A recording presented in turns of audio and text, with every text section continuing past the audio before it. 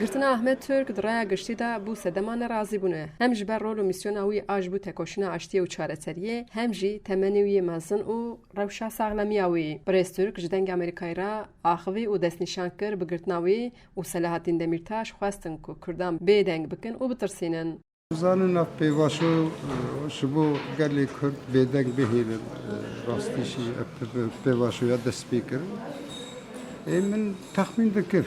Yani ji Selahattin Demirtaş hatta Ahmet Türk her kesî ki têxin zindanê ji bo Kurd bêdeng bimînin, ji bo gel bitirsînin. Siyasetvanê Kurd dibêje ji ber Kurd di rojhilata navîn de bûne aktoreka siyasî tê xwestin ku pêşîlî wan bigirin. Lewma jî siyasetvanên Kurdan dikin girtîgehan. Zindanat henin. Berî her tiştî ew kesê bawermend, ew kesê siyasetmedar îro giş hemû carek din di zindana denin. Em vê zanibin işte 12-13 parlamenterê me serokê partiyê me serokê şehirvedariyê hefteh kes îro di zindana denin. Rastî ev siyasetek carek din ji bo Kurda bêdeng bikin, di rojhilata navîn de giherandin çê dibe, di rojhilata navîn de Kurd artık boyu aktöreki girîng besin. Dixwaze vê demê Kurda bêdeng bihêlin.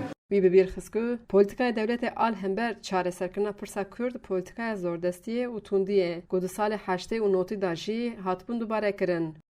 Ev cara sisiya hûn sêbare bikin jî çûçikayê riya wê aşitî, riya wê diyalogê, riya wê demokrasiyê, riya wê mafê însana bi cih bînin. Îro gel ne düşmanê hebin, gelê Kurd û Türk û Arab ne düşmanê hebin. Lêk ev siyaset hatiye meşandin, ev siyasetle çev, ev siyasetle galet, ev siyasetle çik gel anînin hemberî hev. Ji ber vîya wî wexta em demokrasî, mafê însana, nasnama însana, em rastî jî pêş bigirin, em jê rûmet bikin, bi van astengiyana nayên holê. Êlê îro sirecek wanî pêvaja wanî berdewam dike.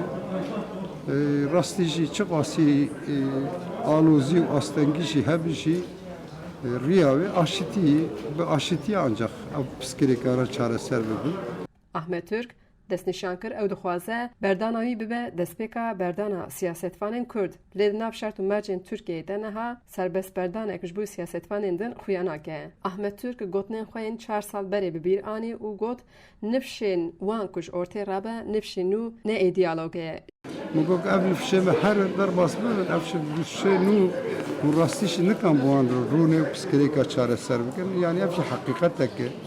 Em dibînin yani ew nifşek aşitiyê dixwazî gelekê em dibin.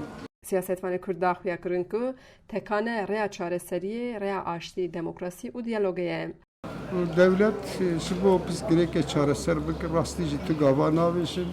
Ev siyaseta tund û teng rastî jî em zanin pêşerojê de hîn problemê mesin derxin meydanê. Hêviya me ümîda me vê siyaseta tund ve siyaseta ser inkar ettiği meşandı şöyle rabin. Em jî dinerin fikirin pêvajoyê em dinerin kabı geçin ki derin rastî jî îro siyasetek filû yani tiştekî xuya bike em nikan tişkî bibêjin. Ama çi bijî em hêviya xwe da nekin ji bo aşîtiyê û berşê em xebatê xwe berdewam. Xecî Can Farqîn, Dengê Amerîka, Mêrdîn.